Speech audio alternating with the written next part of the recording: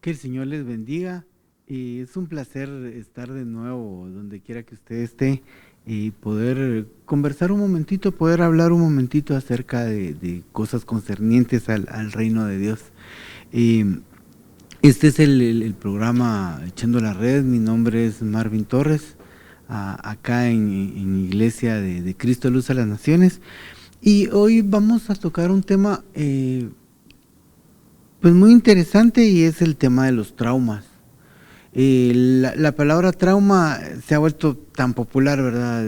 Eso me traumó, que eso me trauma cuando me gusta mucho, cuando... eh, pero realmente tiene un trasfondo bien fuerte. ¿Por qué? Porque los traumas realmente hacen que una persona no se desarrolle totalmente o que pierda lo que ha logrado. Entonces es un punto muy difícil de tocar porque eh, pues trae recuerdos, trae cuestiones que nos hacen daño a nuestra alma. Lo vamos a ver adelante un poquito más despacio. Pero fíjese que en Isaías 51:11 dice: los rescatados del Señor volverán, entrarán en Sión con gritos de júbilo, con alegría eterna sobre sus cabezas.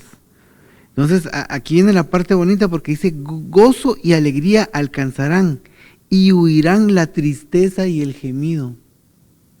Entonces fíjese que los traumas realmente es lo que traen tristeza y gemido. Pero acá dice que los rescatados del Señor volverán a Sión con gritos de júbilo y que huirá la tristeza y el gemido. Entonces, ¿qué es un trauma? El trauma está muy ligado a la parte psicológica de nosotros, a nuestra alma. Pues realmente el alma se compone de todo lo psíquico. El alma es nuestro intelecto, son nuestros pensamientos, son nuestros recuerdos. Es toda esa parte abstracta de nosotros. Lo que aprendemos va directamente al alma, lo que vivimos, las experiencias que tenemos, todo eso va directamente al alma, a la psiquis, ¿verdad? Es la palabra griega. Dice: el trauma psicológico es el resultado de un doloroso exceso de intensidad emocional. Entonces, cuando a nosotros nos pasa algo demasiado fuerte, demasiado intenso emocionalmente, ahí está el trauma. Dice que quiebra el funcionamiento mental de un sujeto adulto. Entonces, eso es bien delicado. ¿Por qué? Porque acá dice que quiebra el funcionamiento mental de un adulto. Una persona que ya se ha desarrollado, que ya tiene su pensamiento, que ya tiene su forma de ser, que tiene su forma... Puede venir un trauma y cambiar totalmente eso. Pero también dice: o que distorsiona gravemente el desarrollo del funcionamiento mental de un niño. Entonces no deja desarrollar a un niño la personalidad que debería de tener, no deja desarrollar a un niño todo el potencial que debería de tener. Y eso es lo que hace un trauma. Pero fíjese que acá dice que es el resultado de un doloroso exceso de intensidad emocional. Un doloroso exceso de intensidad emocional. Pero mucha gente cree que un solo evento puede ocasionar un trauma, pero puede que no sea así. Puede que sean varios eventos pequeños, excesivos, logren llenar el vaso.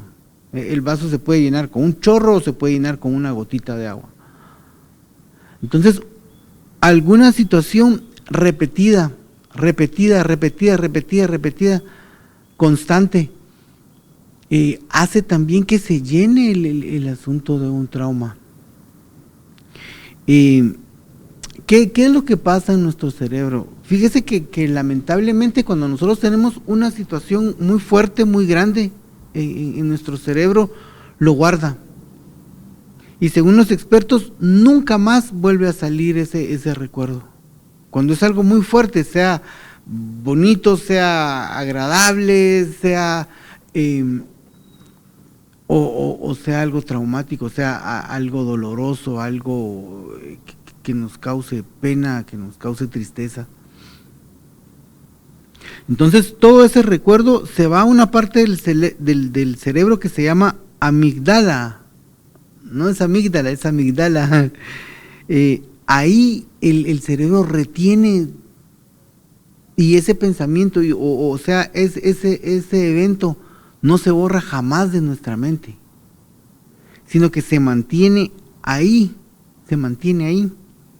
Y entonces aquí viene otro punto del cerebro que se llama hipocampo, que lo que hace es que, por lo regular, lo que sucede en los traumas es que se repite esa acción, se repite el sentimiento ese.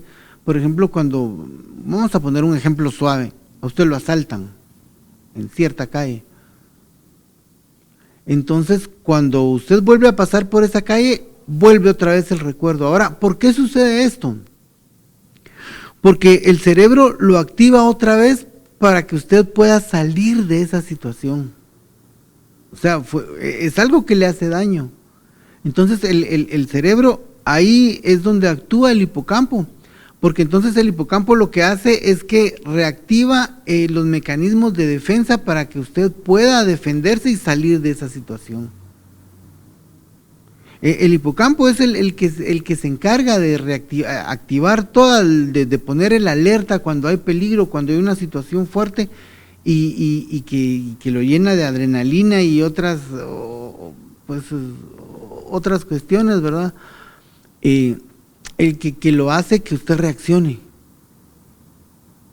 que lo hace que usted, por ejemplo, salga huyendo o grite o que ataque, pues es el que pone el alerta para que usted actúe y salga victorioso en esta situación.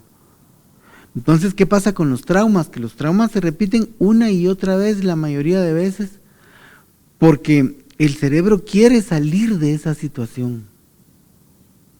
Es algo que le dolió, que le causó pena y que ahí está guardado y que ahí está haciendo daño. Entonces el cerebro lo saca una y otra vez para tratar de salir de esa situación, para salir victorioso de esa situación. Entonces es por eso que cuesta mucho salir de un trauma. Y quizá en ese sentido la psicología logra, ¿verdad?, de alguna forma trastocar este asunto, que la amigdala saque de nuevo el recuerdo, que el hipocampo lo ponga en alerta y que se encuentre una situación neutral en donde eso aparentemente ya no va a hacer más daño. Pero la verdad de todo esto es que ahí está el recuerdo. Ahí está, siempre está ahí. Entonces usted sabe que el cerebro funciona mucho por asociación. Yo le digo una palabra, manzana. Entonces usted empieza a asociar el concepto de manzana, lo empieza a asociar. Entonces usted empieza a imaginarse la manzana quizá partida en 4, y empieza a ver la manzana roja, ahí se ven las semillitas en un plato, y ya empieza a ver más detalles y empieza a ver más cosas respecto al concepto de manzana. Quizá otros la vean en una bolsita plástica, ¿verdad?, en rodajitas con limón y sal. Bueno, entonces, ¿qué es lo que pasa ahí?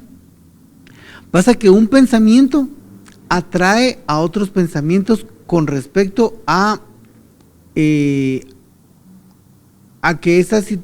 por ejemplo la manzana, a los elementos que usted ha vivido respecto a la manzana.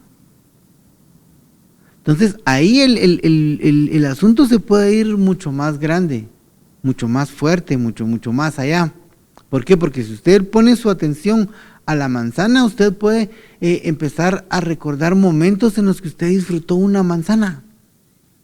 Empieza a disfrutar, por ejemplo, los recreos de su colegio.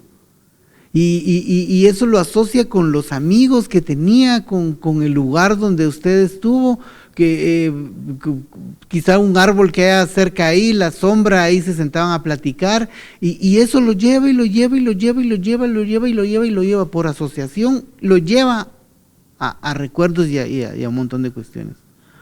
Entonces lo peligroso del trauma es que una situación que pudo haber sido, bueno, digamos en el asalto, puede decir caminar. Entonces usted recuerda cuando caminaba, cuando andaba por aquí, cuando andaba por allá, y de repente, por asociación, recuerda el lugar donde usted iba caminando y le aparecieron los ladrones y quizás lo golpearon, le robaron, etcétera, etcétera. Entonces, por asociación, usted vuelve a tocar en la amigdala el recuerdo feo, el recuerdo, y eso no lo deja. Esa es una cárcel, ese es como una celda que no lo deja en paz, no le da libertad. Y ahí hay niveles, hay desde niveles donde dan escalofríos y mejor no quiero hablar de eso y mejor no, y cierto malestar, hasta algo mucho más fuerte. Hasta quizá hay ocasiones donde la gente tiene hasta un desmayo, donde la gente se pone nerviosa, pues hay diferentes reacciones. Entonces, imagínense, el cerebro siempre está asociando cosas, está asociando. Y entonces, más de alguna de esas cosas, vuelve a tocar algún elemento. Y es por eso que se vuelve repetitivo y repetitivo. Y claro, al volver eso, se activa la otra parte del mecanismo de defensa. Entonces, es una situación bien difícil. Y mucha gente dice, ¿por qué me tocó esa situación a mí? ¿Por qué yo? ¿Por qué precisamente a mí? Entonces, vamos a ver un par de ejemplos en la Biblia. Tenemos el ejemplo de un hombre que se llamaba Mefiboset. Entonces, acá en Primera de Saúl, dice, y Jonatán, hijo de Saúl, tenía un hijo lisiado de los pies. Este tenía 5 años cuando de Jezreel llegaron las noticias de la muerte de Saúl y Jonatán. Y su nodriza lo tomó y huyó. Dice, y aquí mire lo difícil de esto, porque quien lo tomó y huyó fue la nodriza. Dice, pero sucedió que en su prisa por huir, se cayó el niño y quedó cojo. Su nombre era Mefiboset. Entonces, quizá fue un daño físico, lo vemos acá como un daño. Él se cayó y se golpeó y quedó cojo. Pero si nosotros seguimos viendo la vida de Mefiboset, eso lo marcó demasiado. Yo no sé realmente cuál fue el trauma, fue el haber huido porque murió el rey y su padre, ¿verdad? Que era el príncipe. Murió el rey, murió Jonatán y era su padre, salieron huyendo. Pero no fue la madre quien lo agarró y con todos los cuidados, sino que fue la nodriza, lo agarró de donde pudo y ella le interesaba más huir ella que él y por ahí lo soltó. Entonces, eso causó un trauma tan grande en él que él se fue a vivir lejos, se fue a vivir a un lugar que se llamaba Lodebar. Pero ya según la historia, ¿verdad? Según los eventos que siguen, David había hecho un pacto con Jonatán de hacerle misericordia a su simiente. Entonces un día David en su casa recordó esto y dijo, hay alguien a quien yo pueda hacerle misericordia. Hay alguien de la casa de Jonatán a quien yo pueda hacerle misericordia, porque yo hice una promesa con Jonatán y quiero cumplir esa promesa. Total que llevaron a Mefiboset. ¿Y sabe cuál es la respuesta de Mefiboset? ¿Cómo es posible que tomes en cuenta a un perro muerto como yo? Entonces, realmente una situación que le sucedió de niño, a él lo marcó para toda su vida. No lo dejó desarrollarse en lo que yo no sé qué potencial tenía el hijo de un príncipe, con la esperanza de que el príncipe iba a llegar a ser rey cuando muriera el abuelo. Entonces él iba a ser príncipe. Entonces él iba con la expectativa de algún día llegar a ser rey. Pero mire lo que sucedió con el trauma. Porque ahora él se considera un perro muerto. Alguien que no vale la pena. ¿Qué pasa con un perro muerto?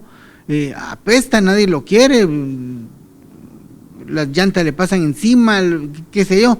Pero él se estaba comparando con un perro muerto, con algo que no servía, alguien que ¿Y quién era él? Él era el hijo del príncipe, era de la familia real, de la casa de Saúl, de los reyes de Israel. Claro está, el reino cayó y todo lo que quiera, todo eso, todas esas situaciones hicieron a que él no se desarrollara y que se creyera un perro muerto. Claro, David lo restableció. David lo sentaba a comer a su mesa todos los días. Lo sentaba a comer a la mesa del rey. Entonces él comía en la mesa del rey. Él se fue a vivir a Jerusalén para estar cerca del rey, porque todos los días comía en la mesa del rey. Aún así, cuando David se fue y volvió, le dijo: ¿por qué no me seguiste? Y él dijo: porque mi siervo me engañó. Entonces quiere decir que él no pudo reponerse. Él siempre estuvo ligado a alguien, a lo que dijera alguien, a lo que le aconsejara a alguien. Mi siervo me engañó y no te seguí. Él era parte de la mesa del rey, era parte de la familia del rey. Pero cuando David huyó, él no lo siguió. ¿Por qué? Porque su siervo lo había engañado. Entonces, dése cuenta hasta dónde llegó el trauma. Él llegó a ser grande, lo pusieron en lugar de honor, lo rescataron, según la historia, le devolvieron todas las tierras que eran de él, le restablecieron toda su riqueza, todo. Pero él seguía sintiéndose inferior dentro de su corazón. Y hablemos de alguien, porque se recuerda que aquí, según pues lo que investigamos del trauma psicológico, dice que distorsiona gravemente el desarrollo del funcionamiento mental de un niño, y eso le pasó a Mefiboset, y eso le puede estar pasando a mucha gente, que por la situación que vivió ella, aquí tal vez fueron situaciones una sola: murió el rey, cayó el reino, huyeron, y lo que le pasó a Mefiboset fue una sola situación que lo llevó a vivir a otro lugar, que le quitaran sus tierras, un montón de situaciones. Pero puede ser una situación constante, como lo dijimos. Puede ser un abuso constante que está llenando el vaso, que está entorpeciendo el crecimiento mental de un niño. Y puede que sea la situación de muchos. ¿Qué pasó cuando era niño? Quizá su papá y su mamá se fueron al extranjero, lo dejaron. Esas cuestiones causan un trauma. Quizá había alguien en la casa que abusaba de él, que le pegaba, que le gritaba, que lo trataba mal, o en el peor de los casos abusaba hasta sexualmente de él. Entonces todo esto fue llenando el vaso y fue impidiendo que se desarrollara mentalmente al punto que tenía que ser. Pero mire el caso de Saúl. Dice en Samuel 9:21, dice: Saúl respondió y dijo: ¿no soy yo benjamita, de la más pequeña de las tribus de Israel? Déjeme ponerlo en el orden. El pueblo de Israel estaba pidiendo rey. Quien los gobernaba, quien era el juez y quien era el profeta, era era Samuel. Pero el pueblo le pedía rey. ¿Por qué? Porque todos los demás reinos tenían rey. Todos los demás pueblos tenían rey y ellos querían rey. Entonces, no era el tiempo del rey, pero el pueblo lo pidió. Entonces Dios le dijo, bueno, escoge a uno. Y le dijo a quién, y ese era Saúl. Pero fíjese que se decía de Saúl que era hermoso, que de la cabeza para arriba sobrepasaba a cualquiera del pueblo de Israel, que era grande, que era... Pero mire lo que él pensaba de sí mismo. Dice, Saúl respondió y dijo, ¿no soy yo benjamita, de la más pequeña de las tribus de Israel? ¿Y no es mi familia la menos importante de todas las familias de la tribu de Benjamín? ¿Por qué pues me hablas de esa manera?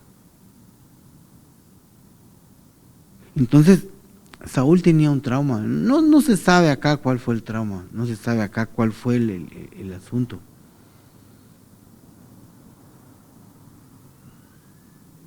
Pero vino un evento a la vida de Saúl que pudo haber cambiado eso. Pero que por el trauma que tuvo, no dio su fruto. ¿Por qué? Porque Saúl falló como rey. Saúl desobedeció y el Señor le quitó el reino y se lo dio a David. Él reinó algunos años y hizo lo que quería, como vio que el Señor, pues él desobedeció al Señor y se alejó cada vez más del Señor. Llegó al punto de ir a consultar a una medium en vez de consultarle al Señor. Entonces, realmente nunca tuvo puesto nunca llegó a desarrollarse completamente a causa de un trauma, porque ahí se ve claro que tiene un trauma. Yo soy un trauma de inferioridad. ¿Y qué pasó cuando él llegó a tener poder? Que esa inferioridad le permitió a él sobrepasarse. Porque según la historia él quería matar a David, porque David, se decía de una canción, Saúl mató a sus miles y David a sus 10,000. Entonces tenía envidia de David y tenía ciertos sentimientos que sería bonito estudiarlos y verlos para saber cómo él, de sentirse inferior, se creía después superior. Porque todo aquel que se cree superior a otro y que hace y deshace, y que lo que pasa es que tiene un trauma en su corazón de inferioridad y entonces quiere atacar ese trauma haciéndose superior y haciendo cosas en contra de los demás para sentir esa superioridad. Entonces, vemos esos dos casos. Hay muchos más casos en la Biblia, hay muchas más cosas de qué hablar ahí, pero estamos platicando brevemente del daño, del trauma. Ahora fíjese que dice Corintios 5:17, de modo que si alguno está en Cristo, nueva criatura es. Las cosas viejas pasaron, he aquí, son hechas nuevas. Entonces fíjese que aquí la palabra es bien explícita. Aquí la palabra es contundente. De modo que si alguno está en Cristo, nueva criatura es. Las cosas viejas las pasaron, las cosas que nos hicieron daño, las cosas que nos causaron trauma, las cosas que vinieron en contra de nosotros, esa acta de los decretos, dice la palabra, que nos era contraria. Todo eso que nosotros hicimos y que nos están pasando la factura y que eso nos está creando una situación difícil. Entonces, todo eso pasa, dice, y aquí todo es hecho nuevo. Todo es hecho nuevo. Entonces, quizá tú conoces a alguien que sepas pasando una situación traumática, quizá tú mismo. Déjame decirte que si bien los médicos y la comunidad científica dicen que ese trauma no va a salir nunca de tu mente, es solamente el poder de Dios, el poder del Espíritu Santo es el que puede sacar ese trauma de tu vida. Entonces,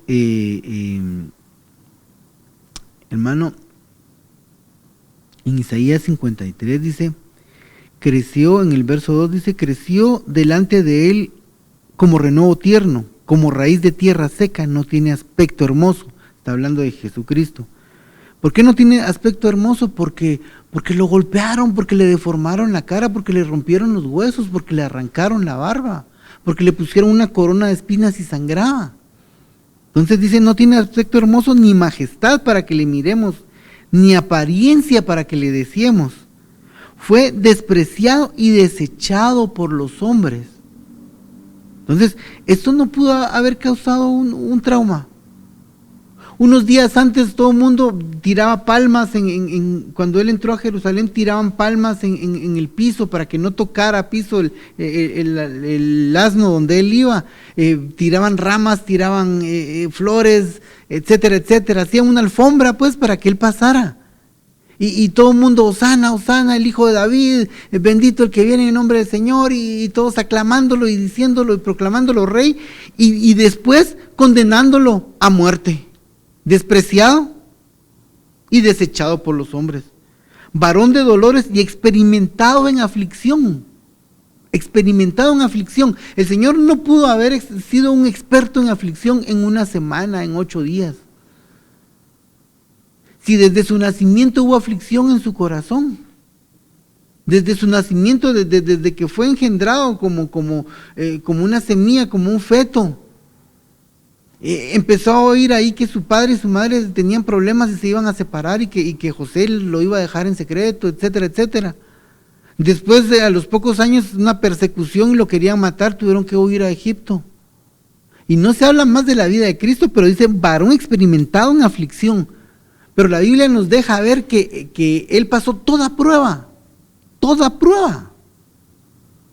pero no se halló pecado en él. Quiere decir que tu trauma, que lo que te sucedió a ti, que lo que te pasó a ti, el Señor de alguna forma también lo pasó. Y por eso se dice en las Escrituras que de repente mandaron a unos soldados a que fueran a prender a Jesús. Jesús estaba en la sinagoga y estaba hablando, estaba predicando. Y cuando ellos llegaron, estaban esperando que él terminara para apresarlo, oyeron la voz de Jesús. Oyeron el mensaje de Jesús y fueron. Y regresaron y dijeron, ¿y dónde está Jesús? ¿No que iban a prenderlo? ¿No que lo iban a traer? Entonces ellos dijeron, es que nadie nos habló con tanta autoridad. Pero ¿de dónde venía esa autoridad? Venía de esto, porque era un varón experimentado en aflicción, en quebrantos y en dolores.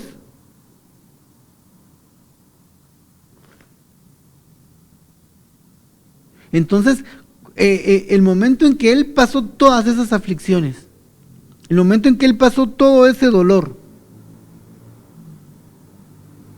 cuando él hablaba, tenía ese asunto, no sé cómo le llaman a esto, pero tenía autoridad para decirlo, porque él ya lo había vivido y había pasado sin pecado.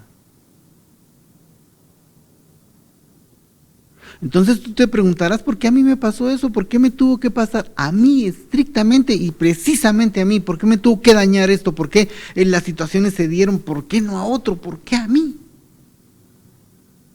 Porque de alguna forma la vida te permitió esto para hacerte fuerte, no para hacerte débil, no para quebrarte, no para que no se desarrollara lo que hay en ti, sino ¿para qué? Para que tú ayudes a esa gente que le pasa eso. Para que tú seas un bastón, para que tú le puedas decir a la gente, yo salí de esto. Pero ¿cómo salir de esto? Porque el que está en Cristo, nueva criatura es. Entonces la invitación y lo que yo te estoy diciendo es que para salir de un trauma, para salir de una situación traumática, para salir de todo este daño que se ha hecho mentalmente, que el enemigo nos ha permitido y nos ha tirado situaciones, porque el enemigo se metió a tu vida abusivamente sin que tú le permitieras, sin que tú le dieras permiso. Él se metió abusivamente en tu vida para dañarte, para que tú no alcanzaras el objetivo, porque tú estás en esta vida. Pero cuando estás en Cristo, el Señor Cambia esa situación, porque la palabra dice: el que está en Cristo, nueva criatura es, las cosas viejas pasaron y aquí todas son hechas nuevas. Claro, claro que es un proceso. Yo no te estoy diciendo levanta la mano, acepta a Cristo y se borra todo tu pasado. Aunque de hecho los pecados así son.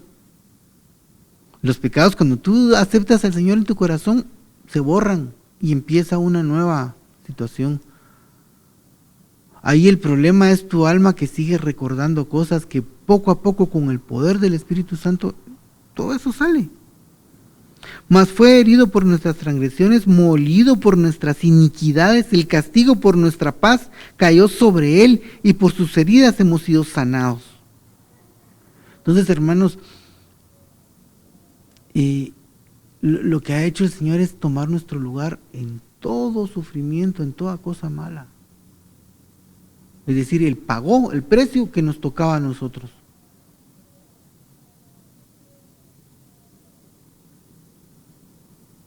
Todo ese daño y todo lo que ha pasado en tu vida, el Señor lo toma para sí.